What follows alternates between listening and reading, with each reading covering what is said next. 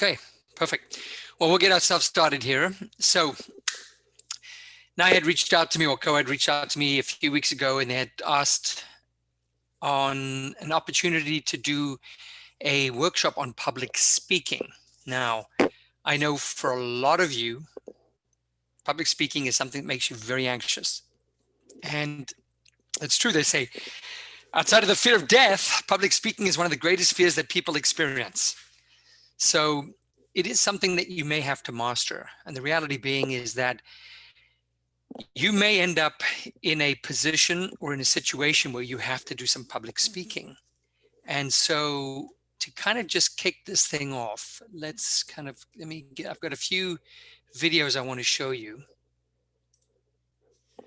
All right, so just kind of kicking this thing off for us right here. So I started doing some research. This is the first time I've done this workshop, and while I do a lot of public speaking, I've never really had to formally present on public speaking. So I thought, well, what I'm going to do is kind of do a little research on it. And so I actually reached out to two people that I know who've actually done TED Talks. And I spoke to them about how, they went about preparing for their event, their, 18-minute speech. And the crazy thing is that they get an amazing amount of coaching, even though some of them were quite, established speakers. They went through a whole hell of a lot of coaching. You'd think that when you get invited to do a TED Talk, that it's just like, right, we're going to help you put your presentation together. No, they spent 2 months preparing for that 18-minute speech. It was crazy. So I gathered some information from them. I also went online. I found some YouTube videos from credible organizations that really spoke to, some facets of public speaking. But what I did discover is that not everyone agrees that the same skill sets are needed, which is kind of interesting. Like you'll see, I'm going to show you some slides where in one video, the organization that put this presentation together are claiming that you should stand still. Like you should kind of secure your feet into the ground and not sway or move around because that distracts. I get that. But then on the flip side of it, I've always been taught to move with purpose. Move across the stage or move across the space that you have. Don't pace, but move so that you can emphasize key points to different segments of the audience. That way everyone feels included. Because if you're just standing still, the people in your immediate kind of arc, which is imagine your feet, extend that longitudinal arch out. Those would be the people that really are gathering or getting most of your attention. And that's really unfair to everyone. So you're going to realize on this that there's not a universal consensus. All right. Sorry. There's not a universal consensus in terms of what skills or what physical things you should be doing in public speaking. But hopefully there's enough that you can take away from this that will perhaps help you become more confident and more effective in delivering any sort of speech to an audience. All right. So this is just some introductory parts. When we start talking about public speaking, it's in essence communication. We're simply sharing an idea or a series of ideas with other people, right? And hopefully they're connecting in their brain the same way that you're structuring in your brain this concept or these series of concepts. And in a perfect world, they would buy into your concepts and they would leave perhaps deciding that this is now integrated as part of their belief systems. In other words, you've been able to convince them that what you're saying holds value and merit. But more importantly, if you're really good, it leaves them wanting more. And so typically when we look at communication skills, this was an interesting stat I found through Forbes. I kind of was looking through an article in Forbes magazine, and it said that public speaking is one of the most critical skills that an employer seeks in their employees, the ability to orally be able to communicate. And they actually consider it more important than how you write and the maths competencies that you have, right? And so if you can speak effectively, it might go a long way to helping you open up some doors for yourself, right? Now, when it comes to communication, as I said, you're just sharing an idea, but in essence, you are communicating. There's really several pieces you have to consider. And this is something that I've taken straight out of my 434 class, right? You are the communicator and the receiver would be your audience. It could be one person, it could be thousands of people. And there's obviously a message that you are sharing with them, right? And obviously there is a intention behind that message, its purpose. So you've been asked to speak because there's a reason why they want to hear from you. And when we're doing public speaking, the channel is pretty straightforward. It's me actively speaking to you. This is not email. This is not text messaging like other forms of communication. So we're focusing on the oral side of stuff where you're physically delivering something to a group of people. But the two most important things that you have to think about is the message that you're conveying is going to have an effect on those people that are listening. And as I said, hopefully the area of your brain where you are developing, constructing and developing these ideas is going to light up the same areas in their brains, and hopefully that they're in agreement with you. So the effect we wanted to have is that they agree with you, so they stay switched on. Because immediately if they don't agree because you don't come across as being someone who's credible, maybe the way you're delivering it, maybe you don't have the facts correct, whatever it is, it may turn them off very quickly. So the effect would be they disengage from you, which means now you're just a bunch of noise up in front of them. And then, of course, the consequence of this communication should be that you want them to buy into your message and leave them wanting more. That would be the intended outcome. That not only do they believe in it, but they want more from you, right? But now, another very important thing to understand with public speaking is that it's not just the words that you share. You know, I always say this when I'm talking about communication, I talk about how the words that you share, all they do is convey factual information. It's facts, it's stats, it's just a sequence of words that give comprehension. That's all it is. But does it really share with the audience how you feel about what you're saying? No. That comes across in the tonality of your voice and in your body language. And that's going to be a very important part. We're going to talk a little bit about it today, but it's going to be a very important part of your success in public speaking is your body language and how you use your voice. All right? Very critical things. And the last thing I want to leave with you on this slide, just as an introduction, is the idea of 7 C's to effective communication. Be clear and concise. You know, being short is much better than being long. You know, we always say we favor quality over quantity. All right. It's like when you're given a paper to do and you don't really know what you're really talking about. Sometimes you think if I just build enough fluff and I write more and more pages, I'll get a good grade. No, you won't. That's not quality. That's quantity.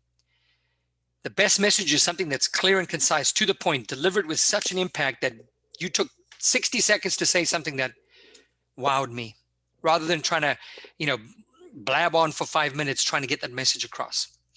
Be correct, so know your information. Be a master of what you're speaking. If you're not, go do research. I don't profess to being a master in this. That's why I went and did research and I talked to 2 people who have been at that highest level or close to that highest level.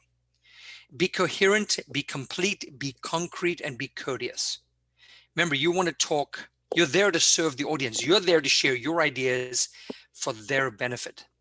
So you want to be respectful of your audience. Sometimes they may comment, sometimes they may heckle, sometimes you may have some Q&A and they might ask questions and the questions come off as being a little, you know, aggressive or a little assertive or maybe even condescending. This is not a time for you to get argumentative with them. All right, so what I want to do is I want to open up this first video. So I'm going to stop this share quickly. And it's just a video that I found. I went through a whole bunch of videos and I kind of found some that kind of gave some good messages.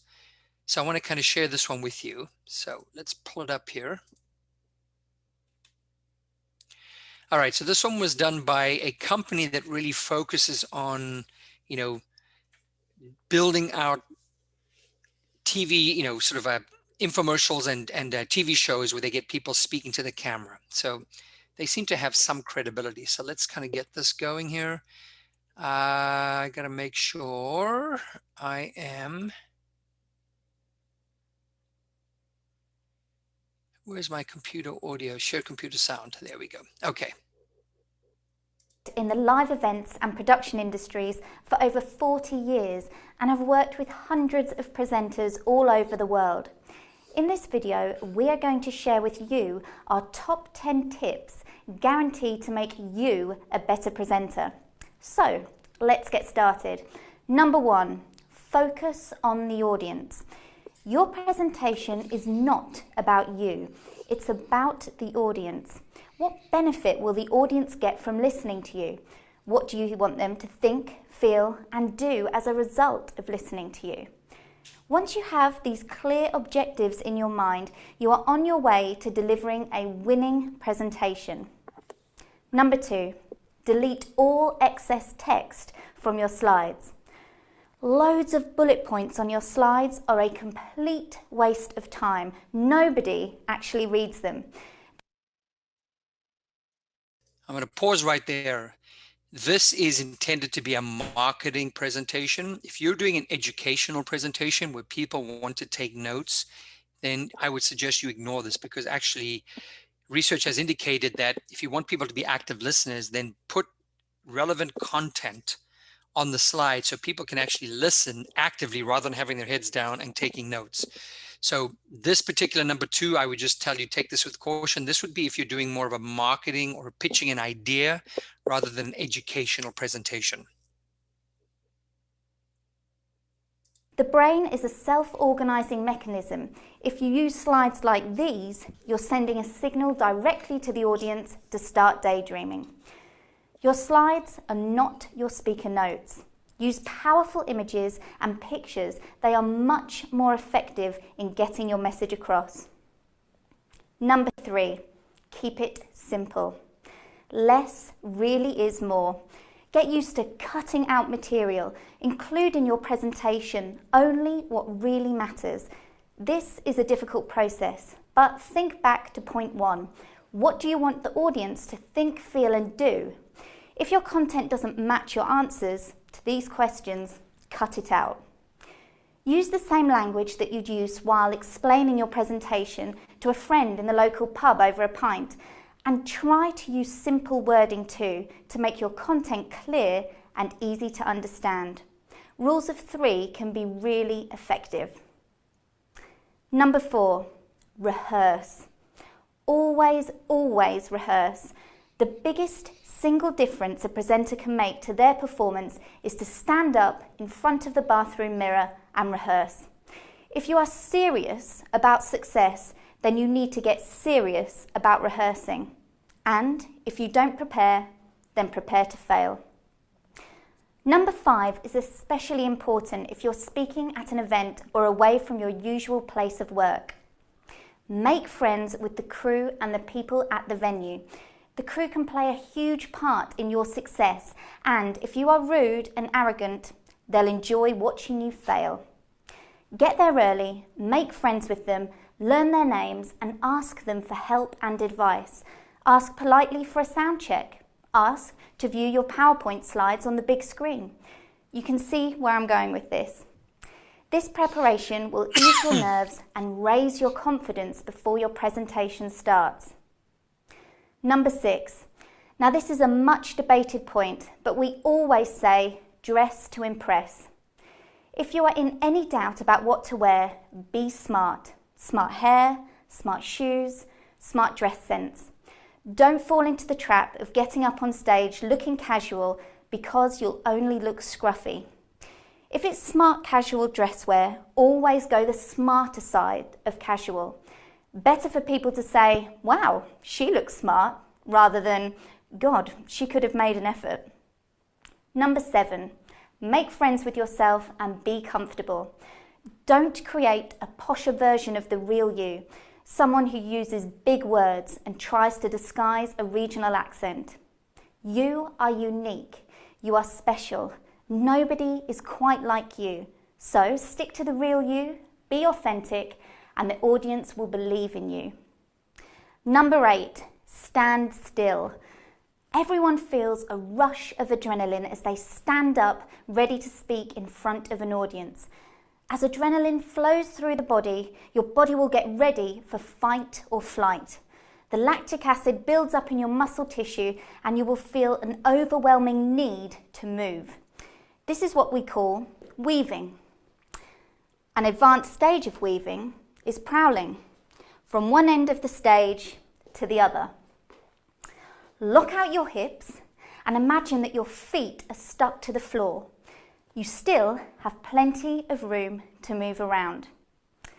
Number 9, tell a story. Forget the corporate spiel and all those text slides that nobody will read. Tell the audience a story. Engage in a conversation with the audience, and then, and only then, talk about targets and measurable goals. I guarantee you that the audience will remember a story that relates to your key messages rather than a barrage load of slides. The final point that will make you an even better presenter is be enthusiastic. Nothing, absolutely nothing succeeds like enthusiasm. It's infectious. Once the audience can spot that you have a passion for your subject, they'll immediately begin to warm to you and will ignore any imperfections or omissions in your presentation. So, get passionate, get excited, and get enthusiastic.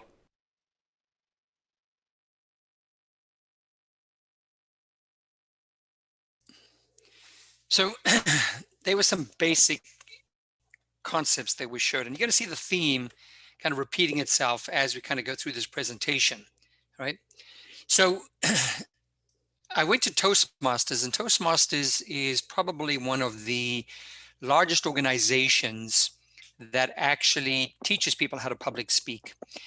And they have tons of information. And I came across an article that was very informative and actually interesting, that in reading, and if you listen to some of the videos that the one video we just saw and two of the other videos we're going to listen to moving forward, there seems to be certain themes that keep repeating themselves. I'm going to share some of them with you here. All right. And these are in no particular order. These are just the order that I actually was putting them down. So we talk about perception. All right. And the lady kind of spoke to there. She said, be yourself. You know, she said, be genuine, be authentic. You know, don't get up there and try to convey this message that you are this person who you want. All right. Just speak, share your story, share your message, and just be yourself. All right. Perfection. You're going to make mistakes. You would be probably a fool to think that you're going to execute a speech perfectly. You know, they say to err is human. It's okay. If you make a mistake, actually make light of it. You know, I do that sometimes. I'm like, and I think one of the sayings I always say is, let me try that again in English. You know, we make mistakes, and it shows that you're real, that you're fallible, and it's okay to stumble on your words. And yeah, people may laugh a little bit, but, you know, don't take it as criticism. It's a normal part of public speaking. We can never be perfect. You hear even, you know, these great speakers on TV, they trip over their words from time to time. And sometimes they self-correct, other times they don't even recognize and they keep going. And of course, people make fun of it later. So it's okay. Don't beat yourself up if you happen to make mistakes during your presentation. All right. Now, the best thing to do is to catch those mistakes so you can correct yourself, and that's fine. But if you kind of let them go uncorrected, that might become a problem. One thing I found that was interesting was visualization. In other words, visualize yourself. So this is part of, you know, what we call sometimes using mental imagery. Visualize yourself speaking. So see yourself from first person. You know, maybe find a quiet place, close your eyes, and kind of envision yourself standing on that stage in front of that audience, or on that, you know, that platform in front of that audience, and visualize yourself giving that speech. Everything you want to do, the sound, the lights, everything that you can imagine it's going to be like. And that really comes back to something she said. She talked about being aware of this space. She talked about getting there early and meeting, you know, the lighting people and because, you know, the audio people, because sometimes when you're giving a public presentation, there is camera, you have to be wired. And trust me, a lot of times they'll tell you, can you get there 15 minutes early? I try and get there anytime I'm doing something that's being recorded. I've given keynotes to a group of 2,000 people, right? When they say be there 15 minutes early, I get there 30 minutes early. And they love it because then it takes the pressure off them. They're thinking by getting there 15 minutes early, they're trying to be appeasing to me. But again, this is not about me. This is about the audience. And if I can get there early and let the AV people take care of what they need to do, then it takes less pressure, puts less pressure on them. And then they work with me more effectively because we got more time to do sound checks and all that kind of stuff. But it also does what? If I want to kind of do a last minute rehearsal, I'm not sitting there while they're messing with my camera and lights and everything. I've already done that. I've got 5-10 minutes to myself to focus in on a particular topic that I want to talk about. So I always say to be early is to be on time. You've heard that saying from me many times, and to be on time is to be late. So I like the point she said is that get there early to meet the people, befriend them, give them all the time they need to prep you. But I also say bigger than that, if you get there early, you also get to see your space. You get to walk out onto the stage. You get to see what the audience looks like. You get to see the lights. You get to see how much space you get to move in. All these things, trust me, will help, because if you get there and you're trying to speak at the last minute and you've got a very tight stage and you're trying to move with purpose, you might not know where the edge of the stairs are. So you're careful as you're talking, you're looking down because you're worried about falling off the stage. But if you've had a chance to get there and walk the stage, perceptive, you become aware of everything. It's all just about preparation. Discipline, she said it too, rehearse, rehearse, rehearse. I can't tell you, when I did my first keynote, it was the largest audience I'd spoken to, it was about 2,000 people. I must have rehearsed my speech probably 20 times. I probably could have said it by memory. I had slides and I intentionally looked at the slides. They had, monitors down below me so I could look to the audience, but the monitors were all there showing me my slides. And even though I didn't even have to look at my slides, it was nice to have them there just to kind of remind me that this is what I was talking about. But I had rehearsed this it was probably about 35 to 40 minute speech so many times that I could almost do it kind of reciting it from memory. All right. Practice, practice, practice. Videotape yourself. I videotape myself, and yes, we all hate looking at ourselves on video. We sound awful, we look awful, we kind of realize things. Oh God, did I do that? Use that as constructive opportunities to get better. Description, make it personal. Like she talked about, tell a story. Some of you I've shared with you in terms of how you're making your videos for your grad school admissions. I've talked about that what they're really looking for in the video is to learn more about you as a person. Tell them a story. Don't tell them about your grades and your GPA and where you've done the internships. They can get all that on your paperwork, your personal statement and your resume and your transcripts. Tell them a story. Anytime you're trying to speak to an audience, all right? Even if it's you're giving some sort of educational thing, maybe start with a story, maybe a fact or a stat that kind of does what? Especially if it has an emotional connection, talking about starving children, talking about, how these people were left homeless and, whatever, something that just touches on an emotional chord. Or you can have them do some interaction, a little icebreaker where you kind of, break the ice, getting them to laugh, maybe to connect with each other. Anything like that gets the audience engaged, because it's a very sterile environment. You're on stage, they're coming here listening to you. It's very formal.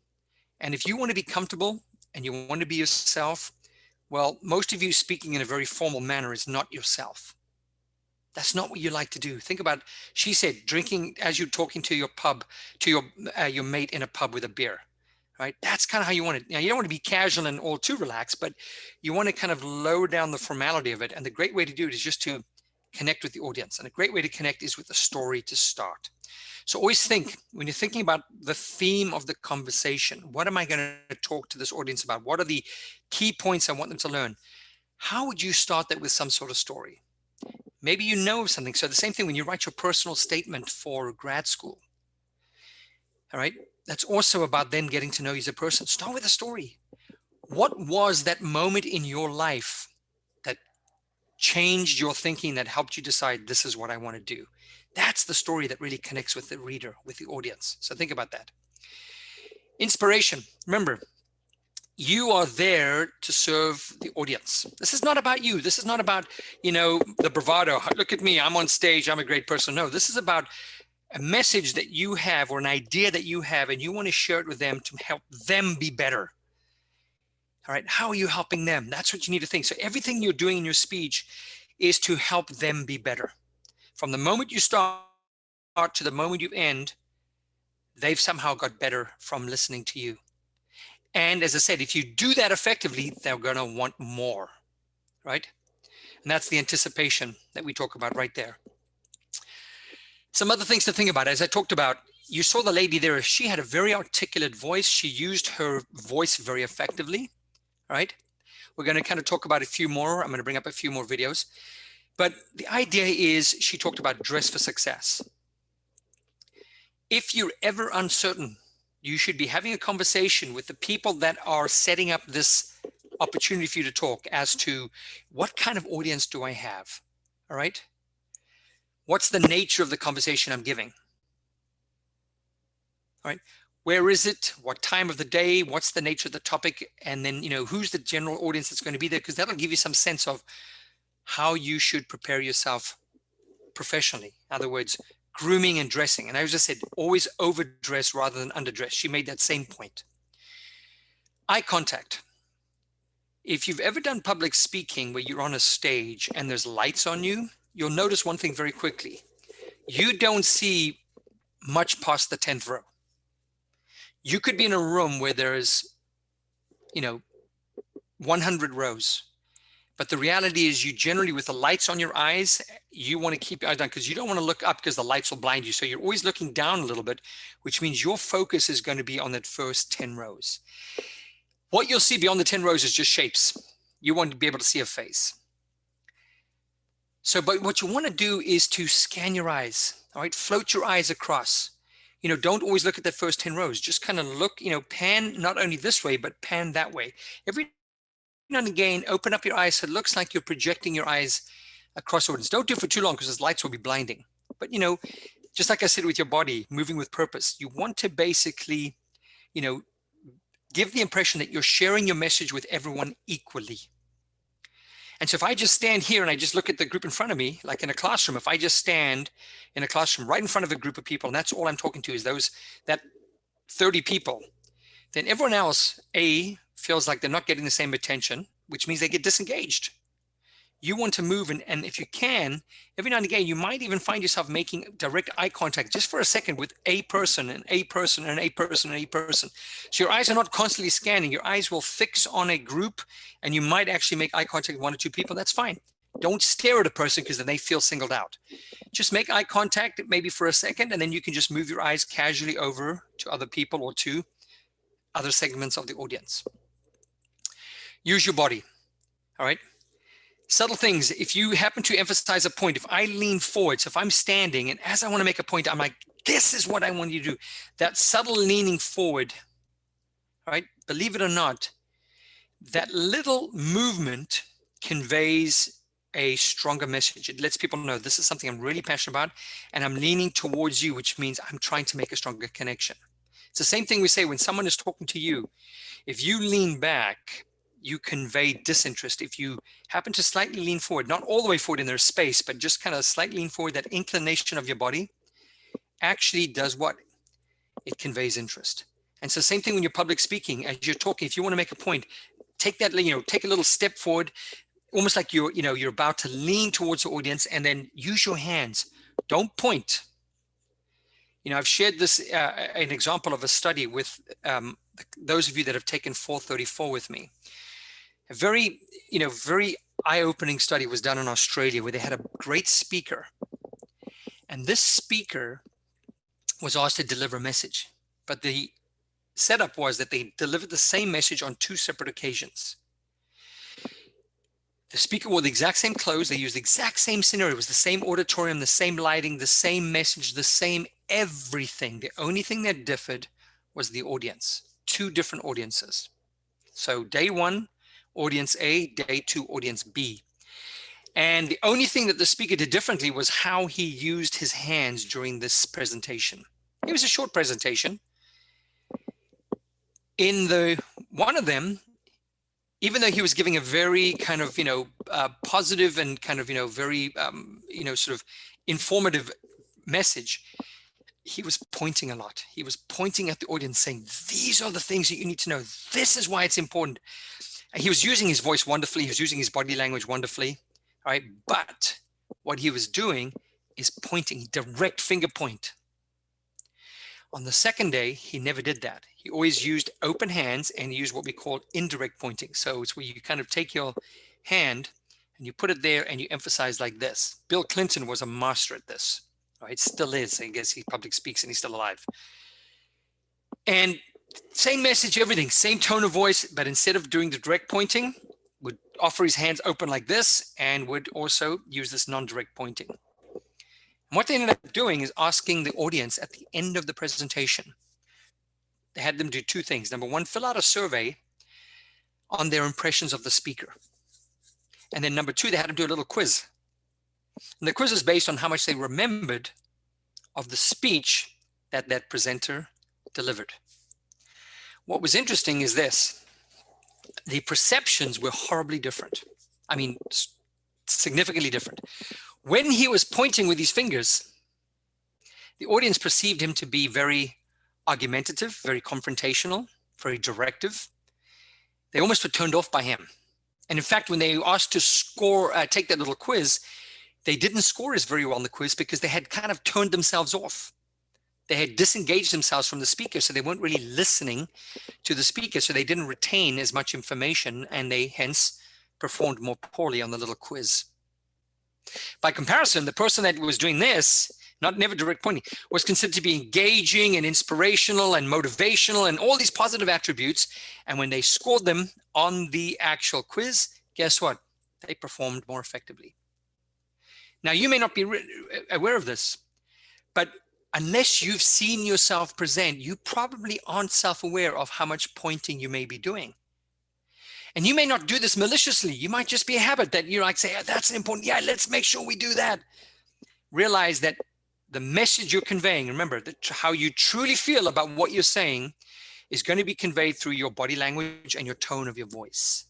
So you've got to videotape yourself, or you've got to have people watch you and give you some constructive criticism. Because if you're doing certain things that might be perceived as being negative in whatever manner, argumentative, confrontational, defensive, people will disengage from you, which means you lose the power of your message. I don't care what word you've got. If the way that you deliver that doesn't engage that audience where they look at you in a negative light, then you might as well be speaking to an empty room, because people aren't going to be listening to you. So use your hands effectively. Gesture. Don't do too much of it, because then it's distracting. If your hands are flying all over the place, people are not listening to you anymore. They're watching your hands like a fly watching a hand. I don't know if any of you remember from the vice presidential debates, there was a fly that landed on Mike Pence's head. And it was funny because people started just watching the fly, wondering what the fly was going to do next. And people weren't really listening anymore. And they made all these memes on Saturday Night Live and everything because people got more interested in the flies, because that was a distraction. Where your hands, if they're flaying around too much, can also be a distraction. So use them strategically. Emphasize those points. Use your voice, inflection, tone, dramatic pause. Use those things. All right. Sometimes steepling your hand is a very effective way, but you can't do this in public speaking, because this is usually used when someone is talking to you. So if you happen to have a Q&A session, so let's say you give this presentation because you have a new therapeutic modality, you've got a new nutritional intervention, and you're sharing this with your peers, and now you finish and you go to Q&A. You say, all right, now I'd like to open up to any of you for any questions you might have. I hope I can answer those questions satisfactorily. And now you're standing there, and it's okay to do this while the person's talking to you. So Ko is asking me a question. I might stand there with my hands. This is called steepling. Don't put it in front of your face, but it's kind of like, kind of middle of your chest belly. And just stand like that for a while. First of all, it gives you something to do with your hands. So you don't just kind of like, what the hell do I do with my hands while this person's talking? But also, what does steepling convey? Deep, pensive thought, wisdom, all right? It also conveys what? I'm listening, and I'm going to be confident that I know that I'm going to be able to answer your question. So think about your body language, all right? And your face too.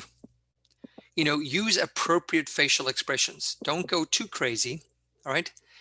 But remember, the muscles in your face really give away the emotion you're experiencing. We have a thing called the facial action coding system. We've actually mapped the human face, where now a computer can see by how your face changes. In other words, how the musculature of your face is changing the expression. In other words, a smile, your eyes kind of getting a little tight, whatever happens, they are able to identify that is associated with a certain emotion. We've had a guy called Ekman over at MIT who's been able to do this. And so now there's computers that are doing it. They can actually take a snapshot, and they are able to identify what's the emotion. So make sure your facial emotions are congruent with the message that you're conveying. She said, stand still. She said, imagine your feet are stuck to the ground. She said, don't sway, don't pace. She called it, what did she say? Predating? I don't know, whatever she called it. Right? I'm going to disagree with that. All right. I've learned from other people that you should actually move with purpose.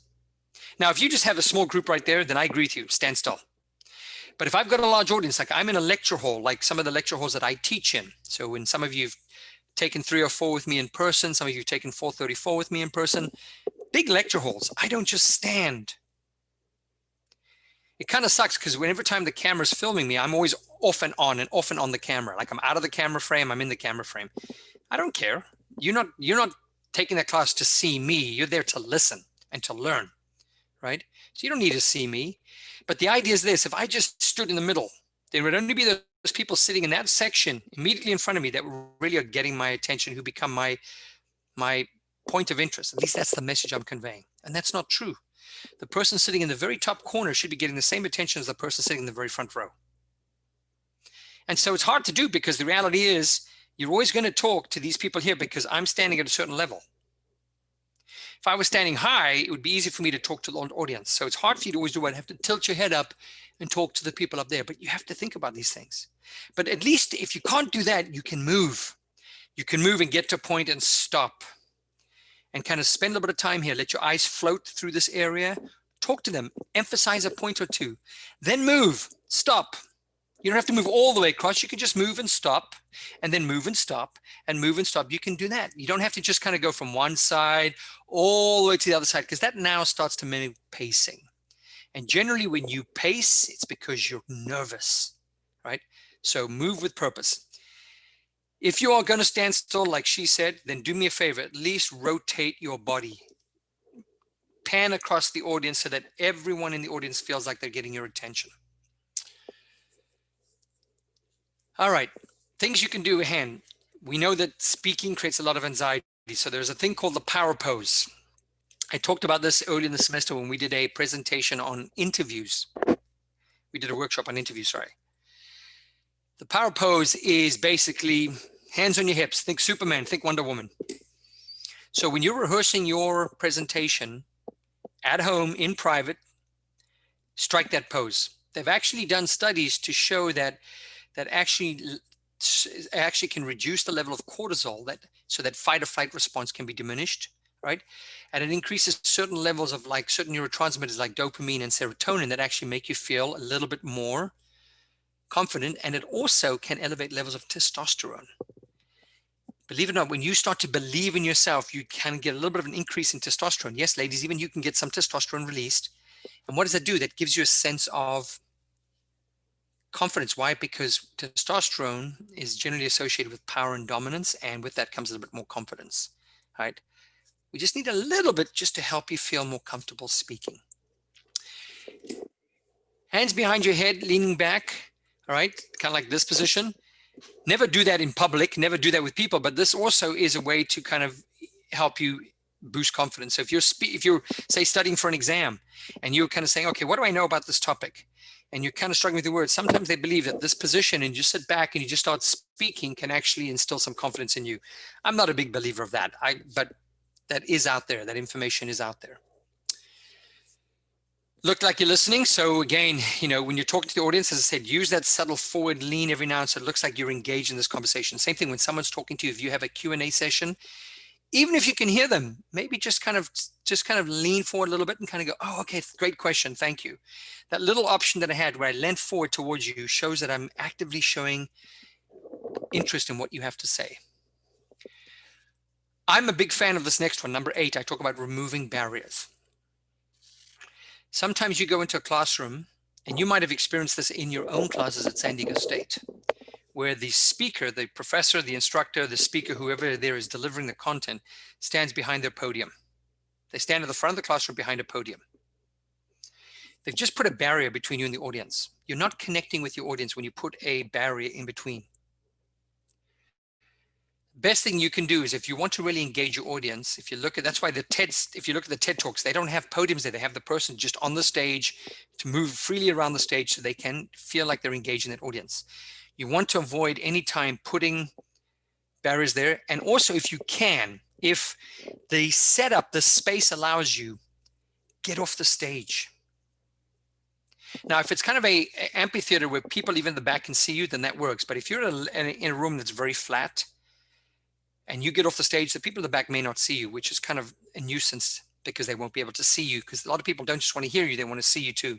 So in that case, you may have to be on the stage so that everyone can see you. But if you're in a kind of an amphitheater type thing where the seats are higher in the back, I suggest get down to that level, the first level, and stand there and walk there, and even walk a little bit up the aisle a little bit if you can. Walk up the aisle a little bit. You don't have to go too far, because then people have to turn back to listen to you. They don't want to do that.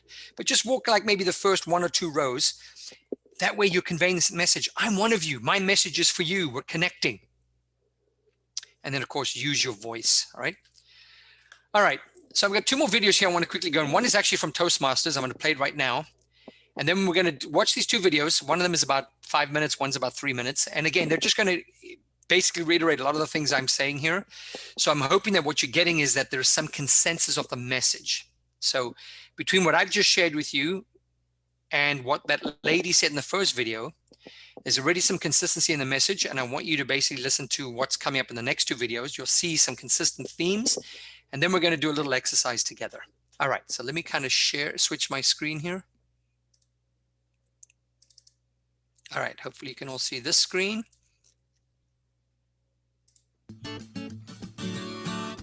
Hello, I'm Jay. Thanks for visiting Toastmasters International to learn more about public speaking. Since 1924, we've helped more than 4 million people gain the confidence to communicate in all circumstances.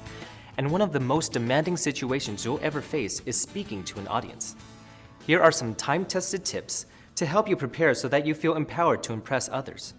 If you pay attention to these 5 crucial tips when you plan and deliver your next speech, you'll have an easier time and your audience will get more out of the experience. Now, if you want to overcome nervousness, the first guideline is simply to know what you're talking about. You'll have an easier time giving a speech on a subject if you know the subject well. Want to speak about your favorite musician? Read any information on the person that you can find online or at your library. When you become an authority on your topic, the audience will want to learn what they can from you. And you won't have to struggle to keep your messages straight if you know the messages well. Once you've mastered your topic, the next step is to master your presentation. Make sure you rehearse the entire speech so that you will be comfortable presenting it.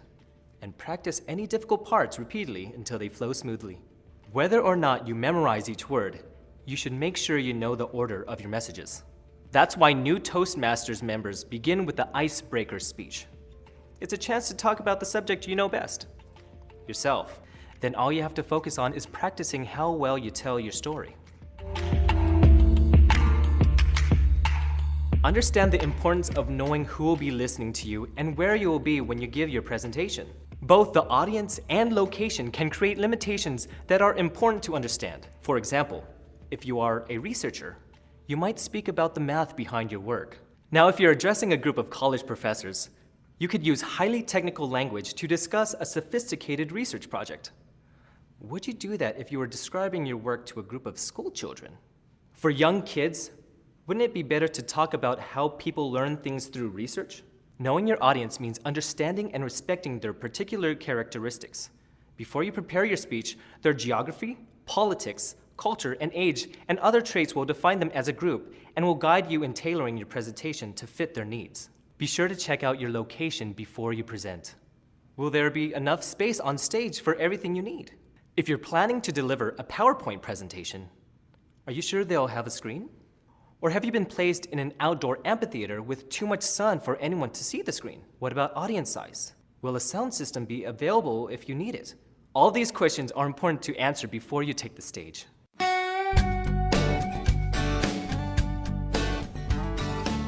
This is an eye-opener.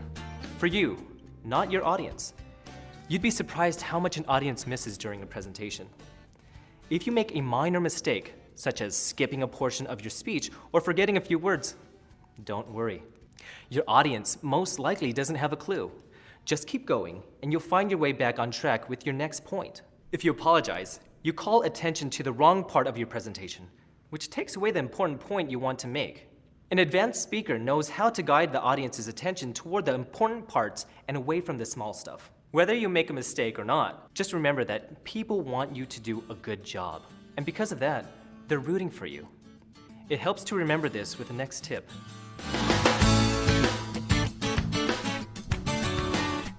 A great way to find success is to visualize it.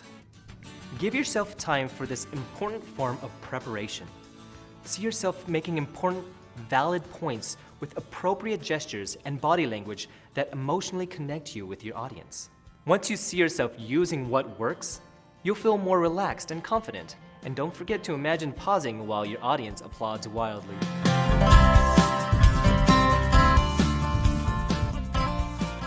Some beginning speakers let their nervousness win because they make the mistake of focusing entirely on themselves. When something goes wrong, for example, your reaction can cause your voice to shake. Then all you hear is a shaky voice. That becomes the focus of your thoughts. But remember, you're giving a talk for an important reason. Keep that reason in mind and focus on what's really important, your message. Find the passion to entertain, educate, inspire, or motivate your audience, and you'll find your purpose and your voice. For more information on public speaking,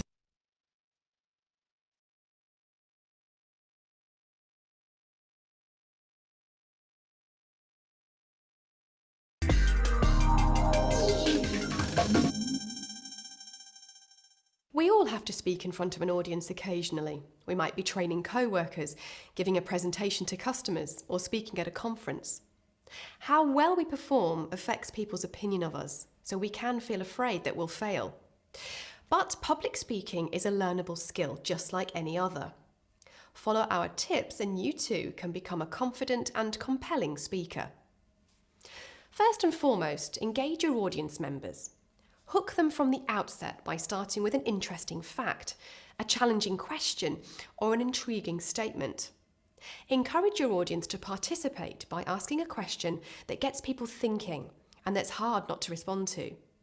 For example, one that begins, "How many of you?" may get your audience members nodding or even raising their hands. It can be tempting to read your notes word for word, to be sure of covering everything correctly. But this will cut you off from your audience.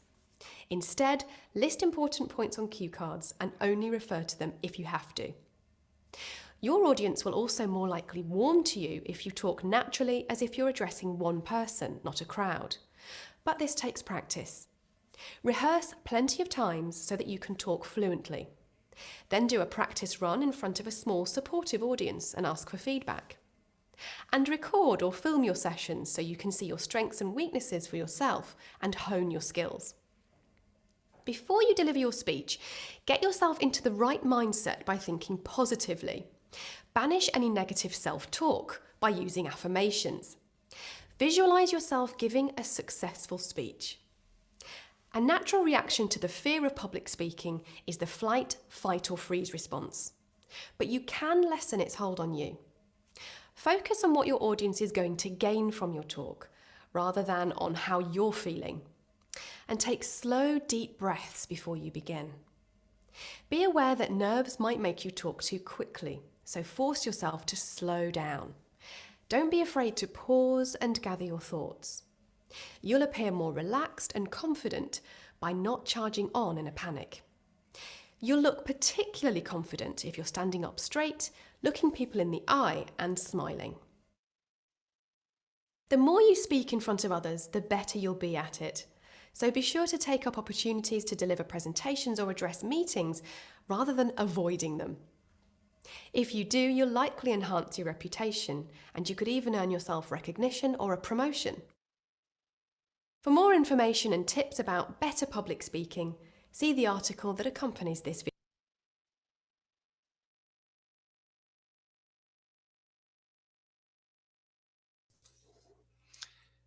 Okay, so if you think about it, between those three videos, there were some consistent topics. You saw the idea of, basically preparing for your topic. So, being an expert on the subject matter, because that's obviously going to help you speak more confidently. being aware of the space that you have. So knowing your audience and knowing your space, right? We saw the theme of dressing for success. We talked about how we want you to speak naturally. But remember, it's not just the words you use, but it's also going to be the body language you use, right? We saw this idea of visualizing success. I think all of them talked about visualizing success or seeing yourself being successful, right? And rehearsing. Those are the key things that came out. I like the point that the lady made at the end. She talked about how if you get the opportunity, always take advantage of those small chances to actually practice your skills, even if you get to talk to just a group of 10 people.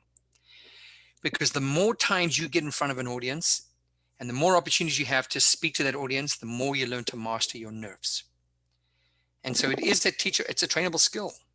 You know, I still remember the very first time I had to do a public, speak, not in a classroom, like where I was doing a project report or something, but like where I was actually getting paid to do public speaking. I remember I was very nervous. I was in Atlanta and I was doing it at a fitness conference, and it was my first one, and I was scared crapless, right? I was like, oh God, what if I screw up? And I put all this undue pressure on myself. Today, I've done probably thousands of public speaking events, of public speaking, presentations.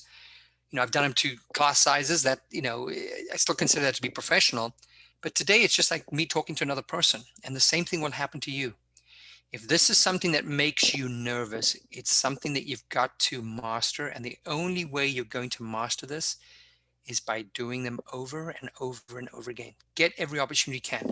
I know it's tough in this time of COVID that we can't really get those opportunities, but you can certainly, work with organizations or, some sort of entities where you can do Zoom conversations. Now, I know a Zoom presentation is very different from a real in-person, face-to-face conversation. I would 100% agree with you on that. But at least it gets you going, right? And then in times where we return back to, face-to-face opportunities, definitely, rather than kind of avoiding being asked to speak, look for the initiative or take the initiative to be able to do some public speaking, even if it's just to a group of 10 people. And like the lady said, you can get some feedback from that, right? So just some things to think about. All right. So here's what we're going to do. You kind of saw that. And there was also the theme about telling a story. All right. So here's what I want you to do. I'm going to give you about 2 minutes.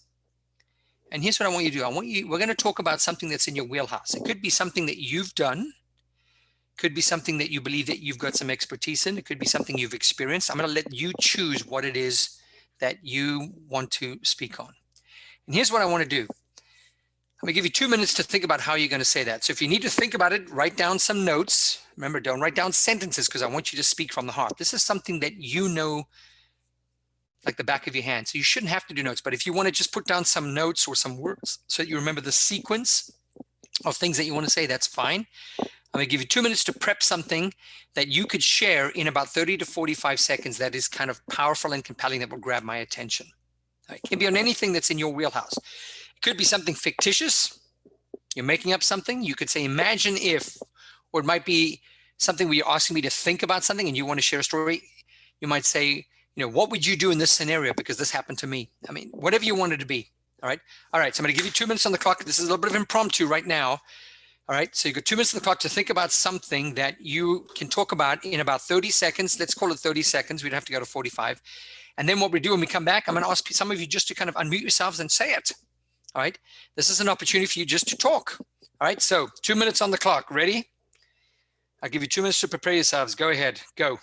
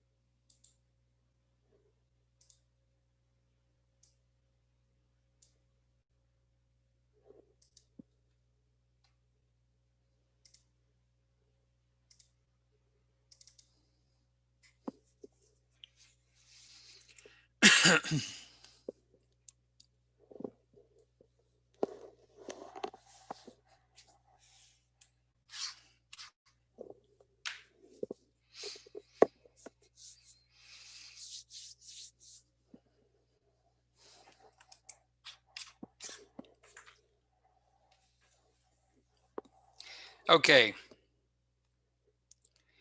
So here's my challenge to you. I'm going to ask some of you who want to volunteer, right? We have a group of 16 people, so it's relatively small.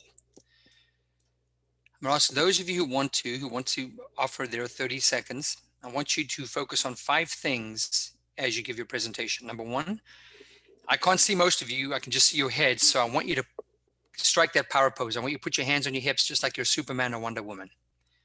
All right. I want you to take some deep breaths. I want you to visualize yourself delivering that speech if you're going to do it. And I want you to visualize how we're reacting to what you're saying. Obviously, it should be something positive. You should think about us reacting where maybe we're laughing if you're sharing something funny, or maybe we're deeply saddened by what you're sharing with us. It depends on what your story is.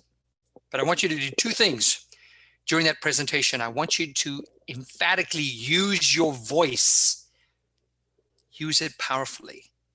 And I also want to see some use of your hand gestures. I want you to emphasize something. I want you to really drive home a point, really help me believe what you're saying. So I want you to be able to use your hands. Let's not overdo it. All right. So with that said, you're in your power pose, taking a few breaths, hopefully taking that anxiety, a little bit of anxiety away. You visualize yourself delivering this. All right. You're just going to do 2 things. Use your voice strategically, use your hands. All right. My question to you is, who would like to give it a shot? Come on, I got to have some volunteers. This is kind of a pointless exercise if no one volunteers. If you don't volunteer, I'm going to nominate you. So, Jessica, you with us? Yes. All right. Oh, that didn't sound very confident. That was like a yes. All right, you're up. All right, so this is your wheelhouse. You've got 30 seconds. Wow us. Go ahead. Okay, so we're gonna think a little bit about what the purpose of CPR is today.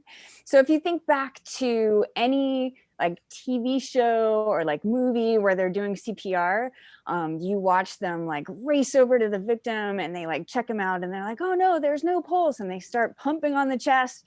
And then like 30 seconds later, the person rolls over, coughs out some stuff and says, oh, my hero, and gives them a big hug, right? In real life, that isn't really a likely scenario, right? What we really probably need on the scene is an AED that's gonna help solve the problem of whatever's going wrong with their circulatory system. But by doing compressions, we're circulating the blood around for them because their heart's not doing it for them. And by giving good ventilations, we're getting that blood oxygenated.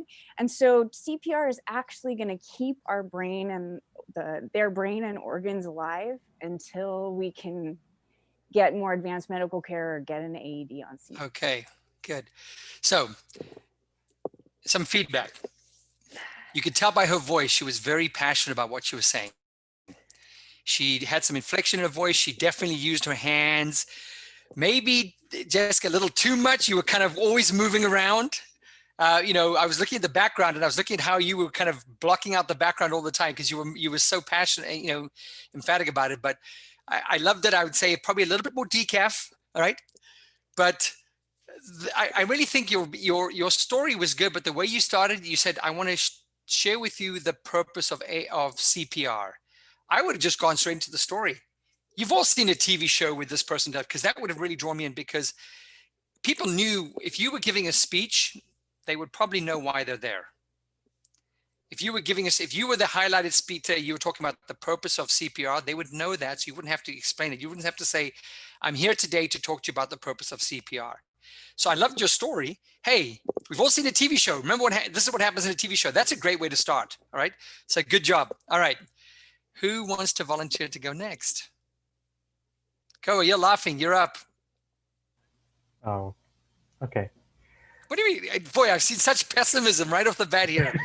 Two people like, I boy, it wasn't, feels like I'm pulling teeth here.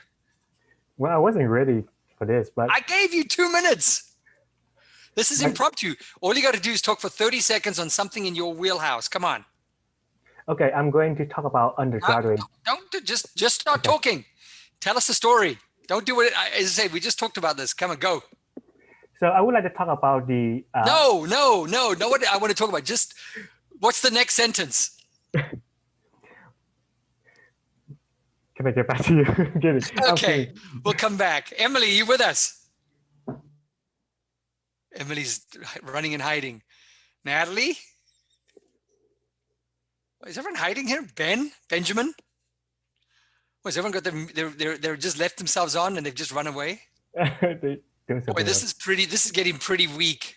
Naya. Come on.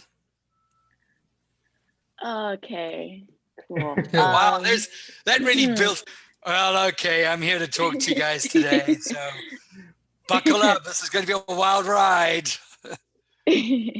Go for it. So with everything going on with COVID and climate change, I've recently been thinking a lot about the future and what we are going to be going through.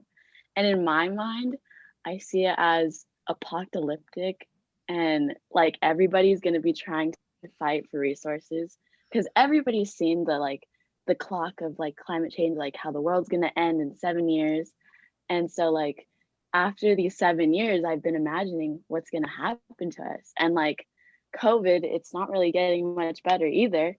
And so I just see like everybody's trying to fight for resources. Everything's just like Walking Dead type of vibes, and no one's like ever be like normal again. And it's kind of like hard to imagine like what life would be without like COVID, and what would be without like having a really good earth, just Okay. because of how things are going. So I like that you've set up a scenario.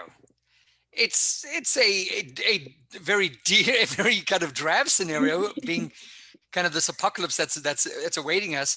But the thing is, you've set up a scenario. So if you were giving a conversation where you wanted to share an idea, because really you said, I've been thinking about, what's going on, right?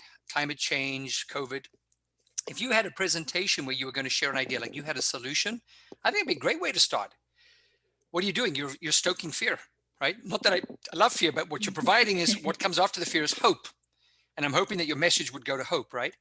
So I think, you could be a little bit more concise in that story, but I think you've started off with a story that got people's attention because you got what? You got us thinking, oh crap, yeah, climate change, Yeah. COVID, things, like you said, things are getting worse. We're going into the winter.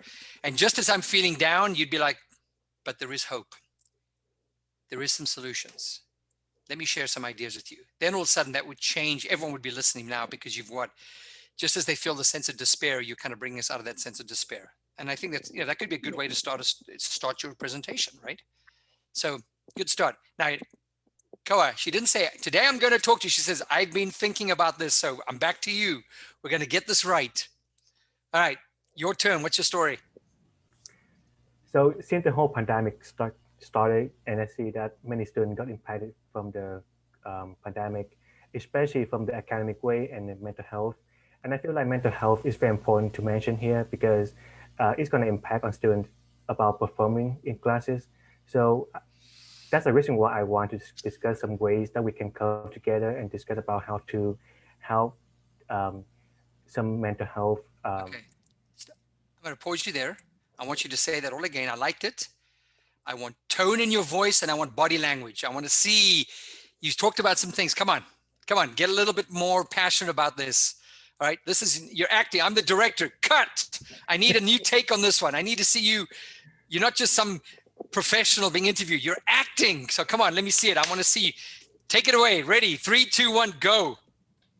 So the pandemic have impacted on a lot of students, not only in the academic way, but also in the mental health, because students now study online on Zoom and study by themselves, and they don't know exactly what's going on with other people. So there's some lack of the connection with other people. So I think it's very important to mention about the mental health because it impacted on the performance for the classes. Okay. Better use of your voice. You started to show a little bit more inflection in your voice, but I want to see your hands. All right. It's not just impacting students academically, it's also affecting their mental health. That's how I want to see it. Dramatic pause. Let me hear that sentence again. Do it again. I want to hear your hands, and I want to have dramatic pause at the end of that sentence, because that was a powerful sentence. You said it's not just impacting them academically, it's also impacting their mental health. Let it sit, let it percolate there a little bit for a moment. Just let that word, let us digest that word and then go on. So let me hear that sentence. Ready, go. Just that sentence. I wanted that sentence you talked about. It's not affecting them just academically. It's affecting their mental health. You said that sentence, a very powerful sentence. I want to see you use your hands, and I want dramatic pause at the end of that for a second before you start your next sentence, so that I can let it sit in and kind of have a, oh, geez, that's really serious moment. Go. So the pandemic has impacted on students, not only in the academic way, but also in the mental health. So it's so important for us to talk about mental pause, health. but that's okay. You're getting better. You're getting better. See, that's, but no, that's the idea. You're getting better. So that's just said, it's very important to film yourself, all right, so that you can actually watch, you know, how you're presenting. Because again, if you're just rattling off sentences, right, you're not connecting with your audience. Koa, think about, like the lady said in the video, think about you're just having a conversation with me, or with Jessica, or with Naya, or anyone that's in there, just a one-on-one conversation. You're not just sharing facts. You're deeply concerned about how COVID is affecting people's mental health. Think about how you'd be having that conversation if you wanted to convince, you know, Jessica or Naya or myself, or, you know, whoever else is, I don't know who's still in the room. I see names in the room, but I don't even know if they're still there. Right? Think about how you'd want to kind of, the message you want to get, how you're deeply concerned about it, and what you think we can do about it. Right? So you want to kind of almost imagine that this is not a necessarily just a kind of, you know, rattling off facts. Slow down, talk as if you're having a conversation with a person. All right. So let's make that an assignment for yourself moving forward. I don't want to keep this much longer. I've just got a few more slides to kind of cover here. So I want to just kind of finish on these. All right. But good job for the three of you that I pulled in that had no choice but to participate against your will. All right. So remember, in life, you may have to give different types of presentations. What you guys just did right now was what we call an impromptu. All right. Impromptu was just on the spot. You're called up to speak. So imagine you're at a place, you're in a conversation, you're in a meeting, and all of a sudden they ask you to stand up and speak to the audience about something because, you know, you have, you know, expertise in the area. So an impromptu, if you're just asked to do something, it's quite unrealistic to think that you're going to master the speech. So all you should do is focus on a few things that you want to say. So take a moment. I say, hey, Jessica, you know, you're great on CPR. You know, can you do us a favor? I think this audience would really benefit from the message you have to share. Could you just share with us the importance of AED and CPR? Right on the fly, she's been asked to stand up and speak to the group. So all she's got to do for a moment is just quickly realize, I can't prepare this entire speech. So I'm just going to focus on key points that I want to make. And, you know, if you're just trying to think about what do you want to say, just quickly go through this idea of who am I talking to? What do I want to say? When is there relevance around the who, the what, the when, the where, the why, and the how? Not all of them apply, right? You might basically just say, I just want to talk about when to do CPR and AED, how to do it, and why to do it, right? So just think about all those deliverables. Jessica may say, give me a minute just to kind of gather my thoughts. And she's going through quickly in her head. I want to talk about why we want to do it. I want to talk about how we do it. I want to talk about when we might want to do it. And then she just delivers those 3 points, bam, bam, bam. So when you have to give an impromptu presentation, sometimes you just got to get up, and that's all you really should, you know, task yourself with doing. Extemporaneous and manuscript, these are where you get to prepare, all right? So what you're trying to do on a manuscript is, think about, you write a manuscript for a paper for school, like you got to turn in a manuscript. So that's where it's, you know, you're going to really talk from a teleprompter, all right, or talk from your notes, like you've made up notes, but you can't really have it small font because you know what you're reading. So you've got to have keywords and key phrases, but you're kind of reading from some sort of written speech. And that's where you see these people with multiple pages. They get up there and they talk. They say maybe like 5 sentences and then they change the page. And you're like, wow, that was all on one page? Yeah, because they're writing in big font, spacing, and they're only putting key phrases down so they know what they're talking about. It just gives them a sequence to follow. That's also not what you get to do very often. A lot of times you're doing the middle one, all right? Extemporaneous type speech where you are preparing something, but you're going to try and talk just from maybe some words that are up there, maybe some key points that you have. Like I might say, talk on these 5 points, and you're just going to be able to talk from the heart, all right? And those are the hardest ones to do. So these are the 3 types of speeches, but generally when you're doing the second and the third, some quick guidelines, all right? We said this before, know your audience, know your location. If you get to choose the topic, all right, make sure the topic is relevant to the audience that's going to be there, right? And then think about what you are there to do. What is the purpose of the speech that you're giving? So what's the topic? And think of the general purpose, the specific purpose, and the central idea. So I've just given an example there with video editing on home computers, right? What's the general purpose? I'm really here to inform people how to actually, in a very simplistic way, do some video editing on their home computer. What's the specific purpose? Well, the specific purpose is going to show them this one little piece of software that they can use to really help them out. And the central idea is really what? That this is something you can all do at home. So just maybe write those out, right? So I would say to you, if you're going to go to write a speech and they say, hey, you know, Naya, can you do a speech on this? And you might be thinking, okay, I got to think about whether I can do a speech. And so you just think, what's the topic? The topic they want me to speak on is COVID and global warming and the effects it's going to have on society 7 years from now. Okay, that's the topic. What's the general purpose? You want to help hopefully share the reality of what what our grim life might look like 7 years from now if we don't do something about it. What's the specific purpose? Well, I want to share with them ideas that we can start implementing now so that we don't have to have that, you know, that really dire consequence 7 years from now. And what's the central idea? If we all just did a little bit of these small things, we might be able to see some positive change. You just want to kind of map that out. Now you're getting a little bit of a structure to what it is you're going to prepare a speech. And then in your speech, you have an introduction. Remember, the introduction is to grab attention. Have something there that really brings the audience right to you. What I mean by that is share a touching story, something comical. Maybe it's this, you know, ask them to do something, an icebreaker, whatever it is. So you have that introduction, and that introduction might do what? Lead to, that's why I'm here to talk to you about. So let's say there was a little bit of shock and awe.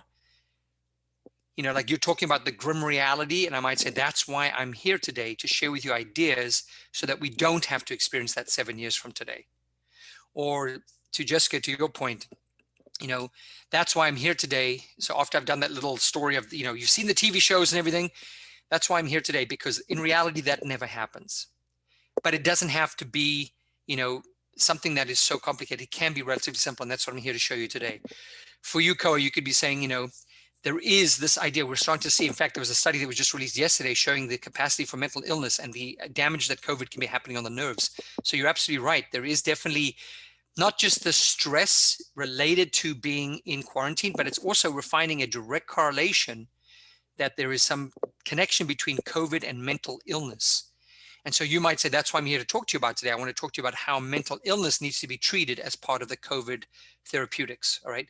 That's where you kind of, then from there you go into your body, the body of the speech. This is where you give your points, all right?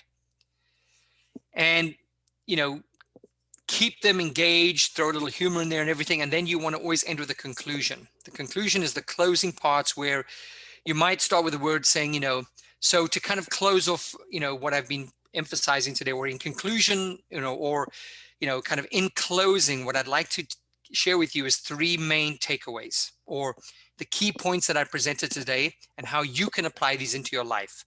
You have some sort of closure on the presentation. So that's really the 3 pieces of how you know, you kind of put a speech together. All right. So you're going to be called upon probably more times than ever to do the middle type of speech. All right. You can do manuscript speeches, but generally those are, they're not genuine. They're usually people where people have to come out, like, you know, you think about it when there's a big crime that happens, the sheriff has to come out and do a speech. That's usually when they want to, you know, do something that's written from text. So they have pre-scripted what it is they want to say. There's nothing personal about that. Remember, we want you to be comfortable. So an extemporaneous speech is one you kind of have your ideas, but you just kind of talk to people. Just like if you're talking to me in a bar, Koa, you're not writing notes and say, I want to talk to you about these notes. You're just talking from the heart, right? It's a little bit impromptu, but you might also come pre-prepared to say, hey, I'd say, Koa, let's get together. Let's have a conversation about mental illness and COVID. So you're preparing some stuff that you want to share with me, but you're really just speaking and, you're just kind of just trying to sound authentic and coming from the heart. That's what we're trying to do. And that's what people recognize. Even if you make mistakes, if you come across as being genuine, you're speaking from the heart, they will forgive you for the mistakes you make. And if you're not certain, you might say, please, I believe this stat is something I read, but don't quote me on this. I mean, if you're not certain about something, be transparent, tell people. Because if you come across and you say, well, statistics show that X, Y, and Z are the absolute truth, then you better be able to stand behind that. Because if someone fact checks you, and you're going to lose credibility. So you might say, well, I might be mistaken here because I remember reading this somewhere. So, please don't hold me to this, but I believe X, Y, and Z are the truths. Then you come across as being more authentic because you're admitting that you might be making a mistake, right? So just to kind of close off the types of speeches you give, how to actually start mapping your speech, and then kind of what the speech entails. It really has the three parts: that introduction, that attention grabber, the body of the speech, which is your main points, and then some sort of closure at the end. All right, takeaways, closure, things like that. All right, but go back to the links that I sent you, that you saw, and you'll notice from there's just some basic takeaways. And if you can start practicing one or two of those, you're going to get better. Don't try and master them all.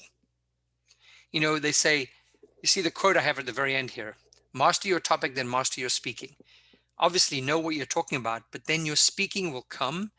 And as I said, the best way to master your speaking is repetition, getting as many opportunities as you can, but don't try and do everything. Don't try and get a win on everything. Just focus on one or two things. I want to, use my voice more emphatically. Then the next time you give the speech, just try and see if you're using your voice more powerfully.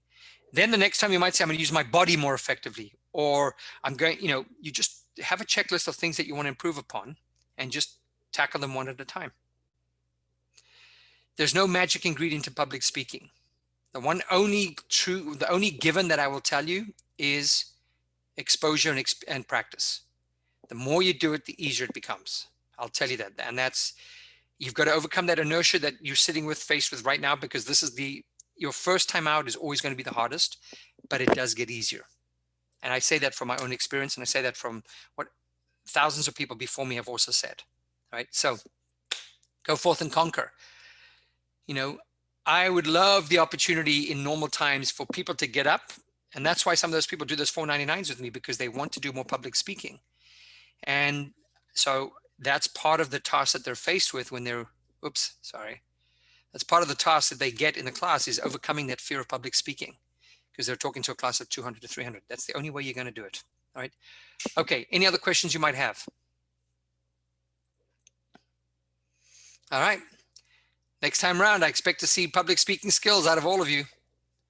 So next time we're in a real classroom, I could say, Jessica, you've taken you're comfortable with public speaking. Koa, get up here. Naya, get up here. And I'm not sure if anyone else is still listening. There's still 7 other people in the session. I don't know if they're still actually listening, but anyhow, listen, have yourselves a good day and be safe. Stay safe. All right. Natalie's there. She was hiding from me. She didn't want to speak. Yeah. She was hiding.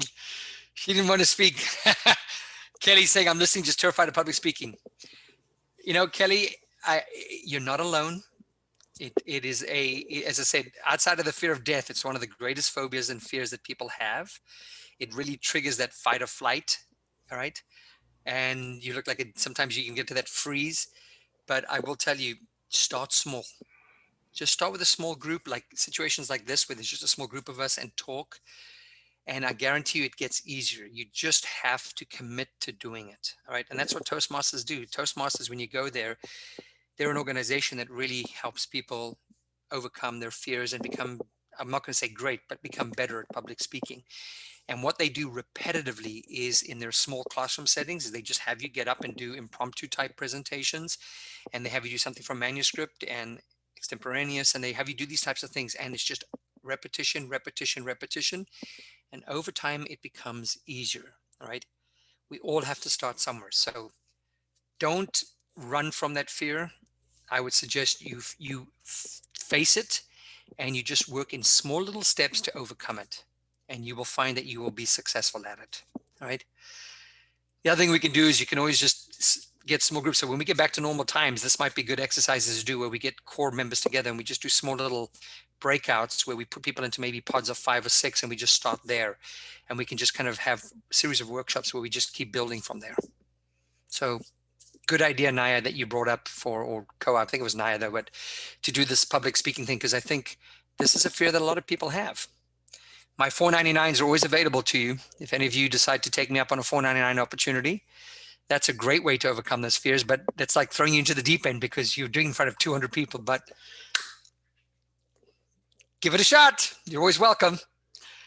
All right. So we'll get there. You'll overcome it, Kelly. You'll overcome it, Natalie. All right. Anything else?